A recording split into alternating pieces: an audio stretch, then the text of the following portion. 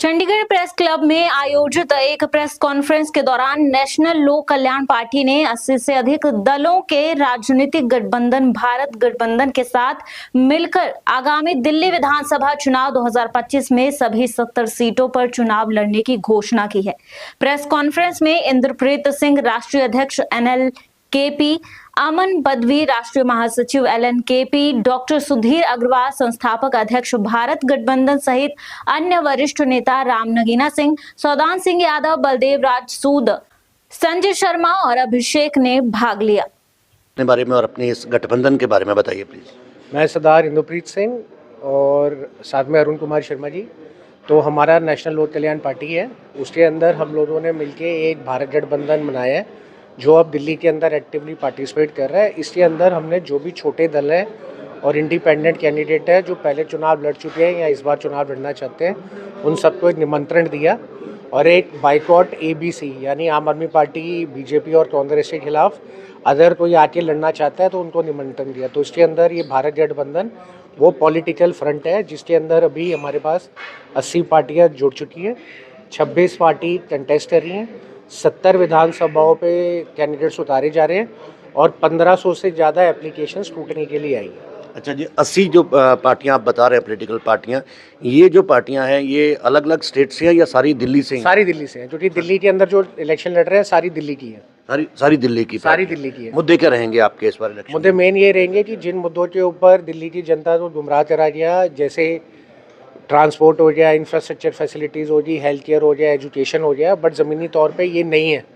तो इन सारी चीज़ों को किस तरीके से मजबूत करके एक सोशल वेलफेयर का प्रोग्राम और स्टेट डेवलपमेंट करी जाए, इस मुद्दों पे हम लोग लड़ रहे हैं।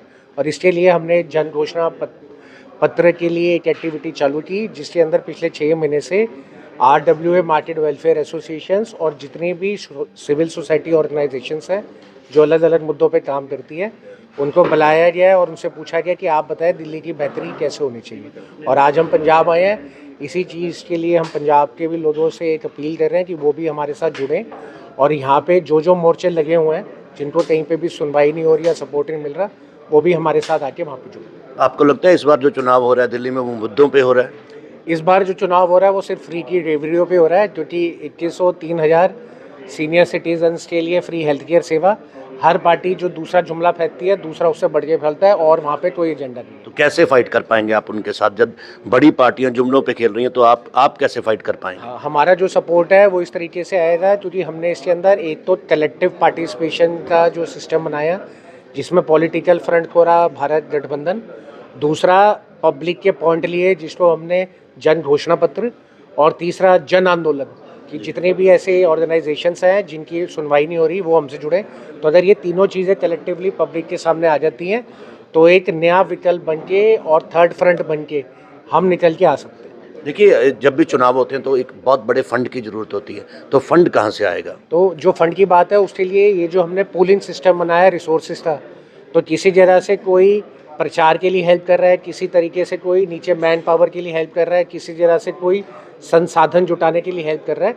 तो जब क्योंकि गठबंधन में सबको सपोर्ट दिया जा रहा है तो सेंट्रलाइज सिस्टम बना के सपोर्ट का काम करा जा रहा है। पंजाब से भी किसी पार्टी ने अप्रोच किया आपको? नहीं, पंजाब से अभी हम लोगों ने किसी पॉलिटिकल फ्रंट को अप्रोच नहीं करा है, बट हमने यहाँ की जितनी भी मोर्चे पे लगी हुई ऑर्गेनाइजेशंस हैं उन सबको आपके माध्यम से और मीडिया के माध्यम से हमारे साथ जुड़ने का निमंत्रण दिया। ताज़ा अपडेट्स व बड़ी खबरों के लिए सब्सक्राइब करें आज प्रकाश टीवी और बेल आइकन दबाना न भूलें।